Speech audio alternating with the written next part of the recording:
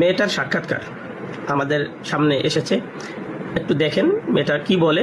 মেয়েটা নিজেই বাড়ি থেকে বেরিয়ে এসেছে, সে নিজেই ইসলাম গ্রহণ করেছে, ছোটবেলা থেকে ইসলামের বিভিন্ন দিকগুলো তার কাছে ভালো লেগেছে, সেজন্য সে ফিরে এসেছে।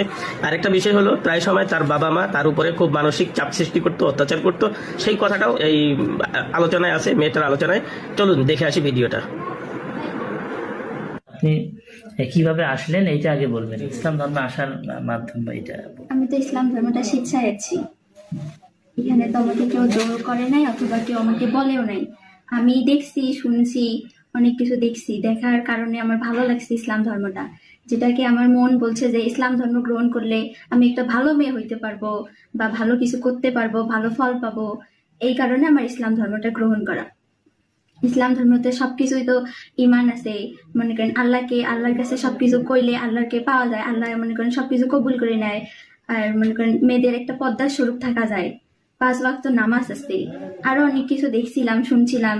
এই কারণে আমি ইসলাম ধর্ম গ্রহণ করছি। এখানে আমাকে কেউ জোরও করে নাই, জবরদস্তিও করেনি। আমি তাদেরকে এটাই বলবো যে আমি তো স্বেচ্ছায় ইসলাম ধর্ম গ্রহণ করেছি, আমি আর তাদের ধর্মতে যাব না। তাই ওনারা এটা মেনে নেওয়াটাই যথেষ্ট পরিমাণে ভালো হয়। কারণ আমি তো আর ইসলাম ধর্মটা গ্রহণ করেছি সেটা আমার মন থেকে, আমি আর তাদের কাছে যাব না। তারা আমাকে যে জোরও করে তাও আমি যাব না, তাদের ধর্মটাও আমি আর গ্রহণ করবো না। তাই জোর জবরদস্তি করাটা ওদের ভুল। আমি যখন ইসলাম ধর্ম গ্রহণ করেছি ভাবি চিন্তিত করেছি, তাই না?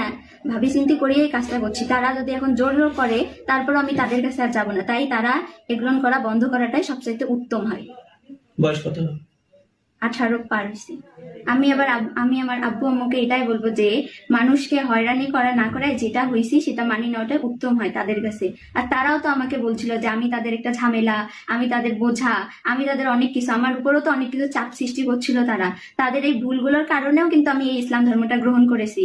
তারা, আমার এটাই ভালো মনে হয় তারা এগুলো থেকে দূরে থাকুক, আর ওরা আমাকে যেন আর তাদের ওই ধর্মে নিয়ে না যায়। আমি ইসলাম ধর্মে জন্মগ্রহণ করেছি, ইসলাম ধর্মেই থাকবো। তারা এরকম বিভ্রান্তি করাটা আর কোনো দরকার নেই। আমি যেহেতু স্বেচ্ছায় ইসলাম ধর্মটা গ্রহণ করেছি, না আমি টাকা কোনো নিয়ে আসি নাই, কিন্তু ওনারা একটা ফোন দিছিল, এটা ভুলক্রমে আমি নিয়ে আসছি, এটা আমি তাদেরকে ফিরাই দিব না দিব যে এটা বলি নাই। আর ছেলেটা হয়তো আমাকে 1-2 হাজার টাকা প্রাইভেটের জন্য দিছিল।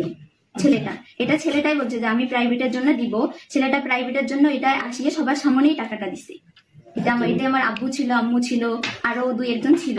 এটা আমাকে শুধু প্রাইভেটের টাকাই দিছে, আর আমাকে ঘুরতে যাওয়ার জন্য 500 টাকা দিছে। আমি ইসলাম ধর্ম থেকে এই টাকাটা পরিশোধ করে দিব। আর তাদের একটা ফোন আছে, আমি ফোনটা অতি শীঘ্রই তাদের কাছে পাঠাই দিই। হ্যাঁ, এপিডোপিট করছি, এপিডোপিটের কাগজ আছে। হ্যাঁ, না আমার কোনো আফসোস নেই, যাবো না আমি তাদের